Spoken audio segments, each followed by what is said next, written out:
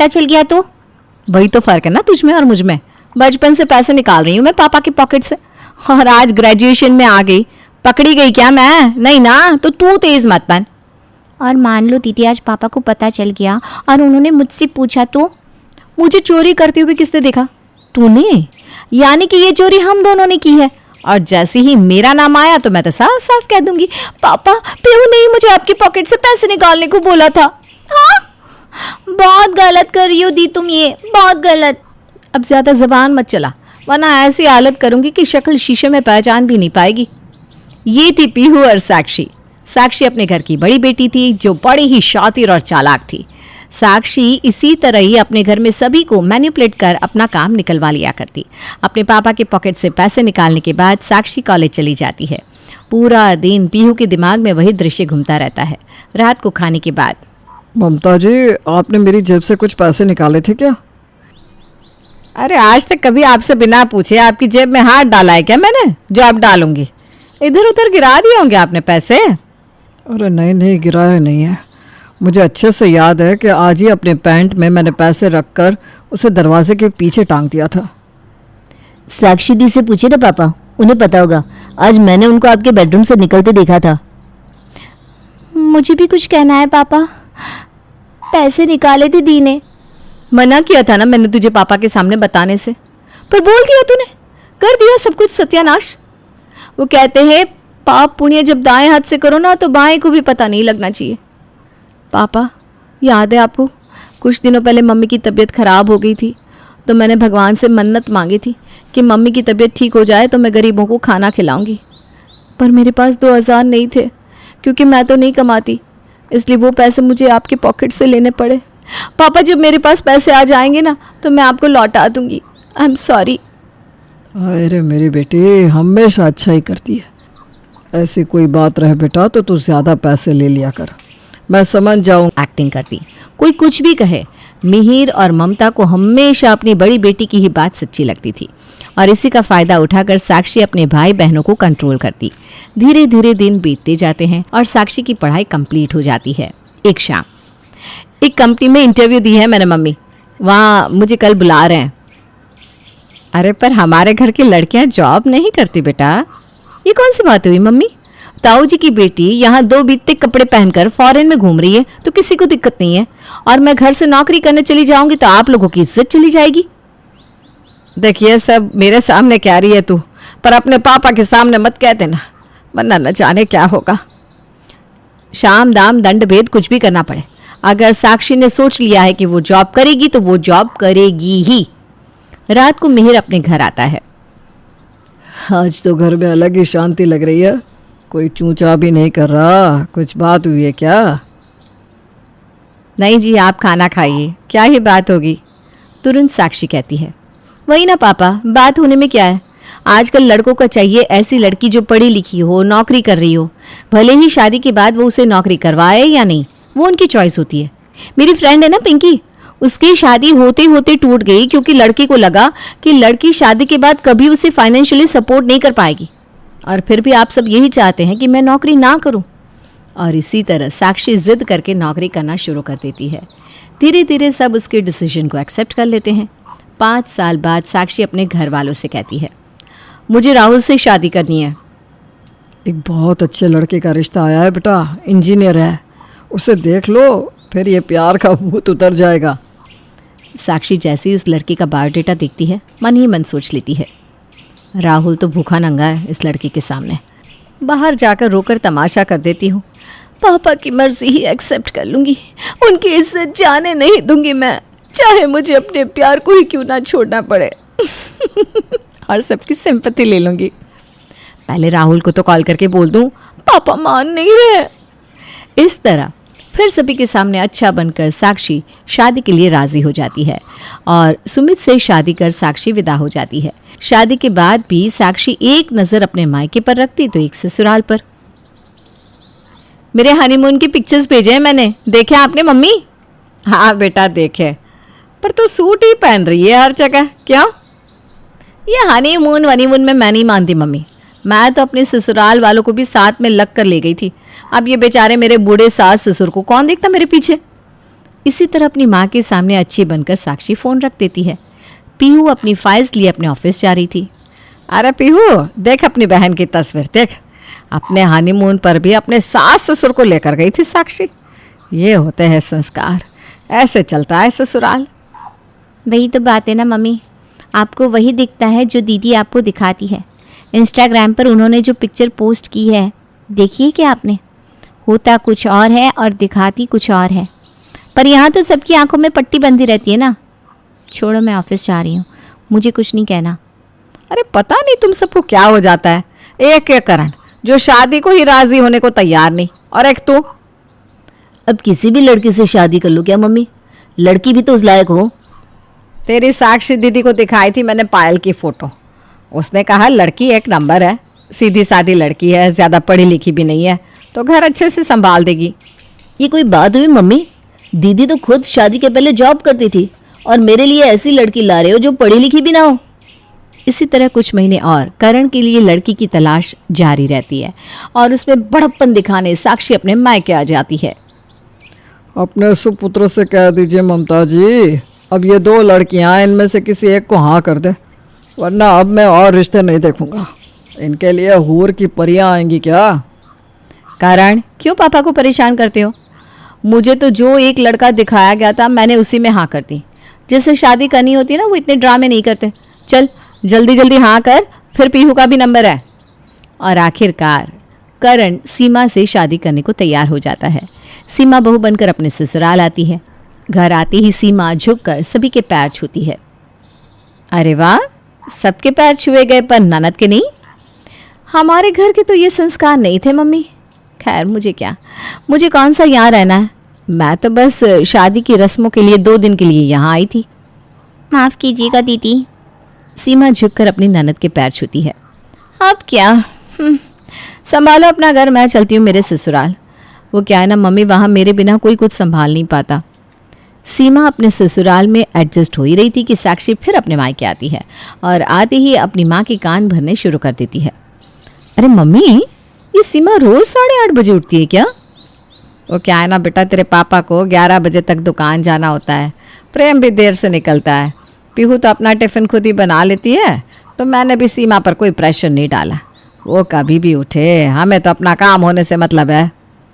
ठीक है मम्मी, मेरी शादी होते ही लग रहा है पूरे घर की काया पलट हो गई है। मुझे तो 7 बजे से ज़्यादा तुम लोग सोने ही नहीं देते थे। कहते थे लेट तक सोओगी तो कैसे शादी होगी। पर सही किया मम्मी, तुमने मुझे जल्दी उठने की आदत लगाई तो मेरा ही भला हुआ। मेरे ससुराल में तो लोग 6 बजे तक उठकर नाश्ते के लिए भी बैठ जाते हैं। कुछ देर बाद सभी नहा धोकर तैयार होते हैं। रसोई से बाहर सीमा ट्राउज़र और टी-शर्ट में आती है और सभी को खाना परोसती है। ट्राउज़र्स में अपनी भाभी को देखकर साक्षी बोल पड़ती है।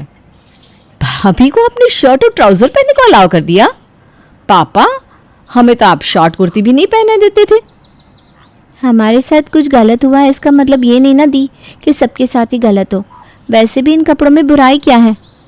बुराई तो क्लब जाने में भी नहीं है, तो मतलब क्या हम क्लब जाना शुरू कर दें? खैर मुझे क्या, मम्मी आपका घर है, आपकी बहू है, आप समझिए। मेरा नाश्ता हो गया है मम्मी, मैं निकलती हूँ, आज मेरी बहुत इंपॉर्टेंट मीटिंग है। ये कहकर पीहू अपने ऑफिस चली जाती है। उस वक्त जब मैंने ऑफिस जाने के लिए पहला कदम बढ़ाया था तो कैसे सब मेरे अगेंस्ट हो गए थे। आज देखो, आप खुद अपनी बेटी को ऑफिस भेज रही हो मम्मी। वैसे कितने बजे तक आती है पीहू? मैं सोच रही थी कि हम सब मिलकर शाम में मेला घूमने जाए। पीहू तो बेटा अभी निकलती है तो रात के 9-10 बजे घर आती है। न जाने क्या क्या बदलाव देखने को मिलेगा मुझे यहाँ। 6 बजे मेरी ऑफिस ओवर हो जाती थी और 6:15 तक मैं घर नहीं पहुँचती तो पापा, करण सब मेरे ऑफिस पहुँच जाते थे। कहते हैं ना, चक्की में सबसे पहले सबसे बड़ा बच्चा ही पीसता है। यहाँ मैं पिस गई और सभी के लिए रास्ता खुल गया। दोपहर के वक्त सीमा खाना बनाकर अपनी सास के कमरे में आती है जहाँ पहले से ही साक्षी बैठी थी। सीमा, वैसे कभी मायके से कौन से गहने मिले हैं? तुमने कुछ दिखाया नहीं। मेरा मतलब है मैं भी तो देखूं कि तुम्हारे मायके की खानदानी जेवर कैसे होते हैं। और हाँ, जब वापस आओ ना तो 2-4 सूट भी लेते आना अलमारी से। उसमें से मैं एक पसंद कर लूँगी, उसी को तुम शाम को पहन कर आना। वो क्या है ना, कहीं रास्ते में मेरे ससुराल वालों की नज़र तुम पर पड़ गई और ऐसे कपड़ों में उन्होंने तुम्हें देख लिया तो मेरे मायके में मेरी बेइज्जती हो जाएगी। रात के खाने के वक्त। ये क्या वक्त है घर आने का? अब तक आई नहीं पीहू? कम से कम रात के खाने पर तो सारे लोग साथ में हो। तभी दरवाजे के बाहर किसी बाइक की रुकने की आवाज़ आती है। हंसती हुई पीहू अंदर आती है और सीधा अपने कमरे में चली जाती है। ये कोई लड़का छोड़ने आया था क्या पीहू को? ये क्या बात हुई? इतनी रात को कोई लड़का घर आया? अरे लोग बातें बनाने लगेंगे। भाभी वो पीहू दीदी की दोस्त है।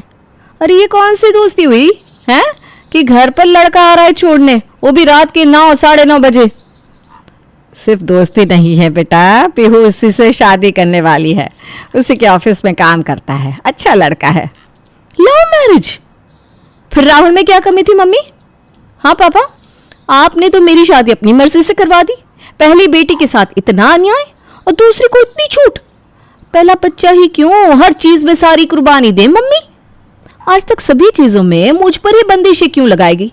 पीहू इतनी देरी से आती है घर, कोई कुछ नहीं बोलता, ऊपर से लड़के के साथ।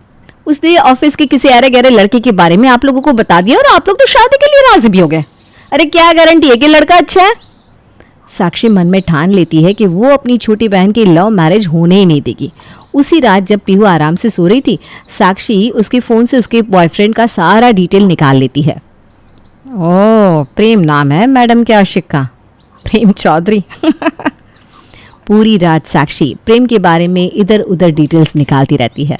अगली सुबह अपने पैर पर पैर चढ़ाकर सोफे पर आराम से साक्षी बैठ जाती है और धीरे धीरे सभी के उठने का इंतजार करती है।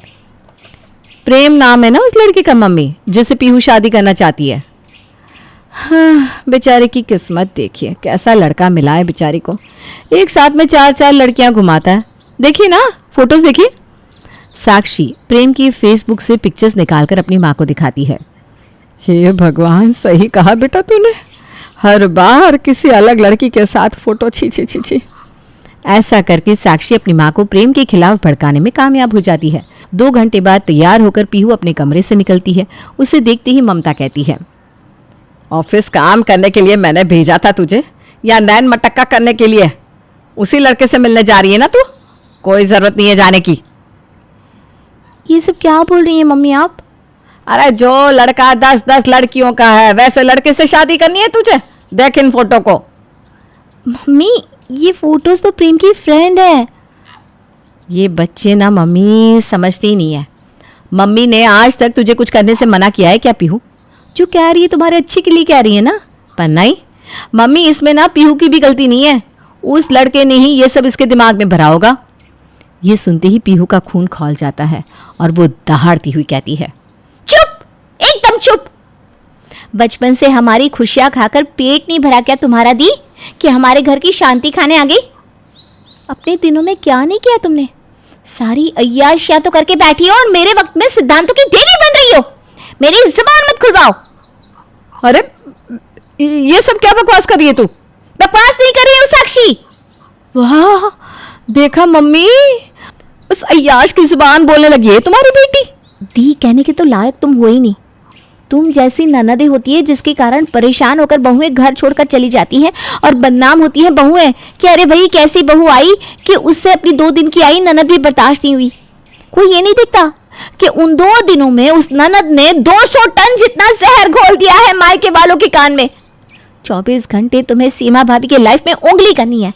अरे भाई वो इस घर की बहू है, तुम विदा हो चुकी हो, तो अब तुम यहाँ दादागिरी करना छोड़ दो और अपनी आंखों के सामने से पर्दा हटाइए मम्मी। मम्मी को कुछ बोलकर फायदा नहीं दी, क्योंकि उनको तो कभी साक्षी दी बुरी लगेगी ही नहीं। 2 रूप जो लेकर चलती है ये। आज तक जब भी हुआ दीदी ने मेरा फायदा उठाया और अब सीमा को भी जीने नहीं देती। हाँ मम्मी जी, आपको मैंने अपनी माँ जैसा माना क्योंकि आपने मुझे कभी पराया महसूस नहीं करवाया। पर दीदी एक मौका नहीं छोड़ती मेरी जिल्लत करने का।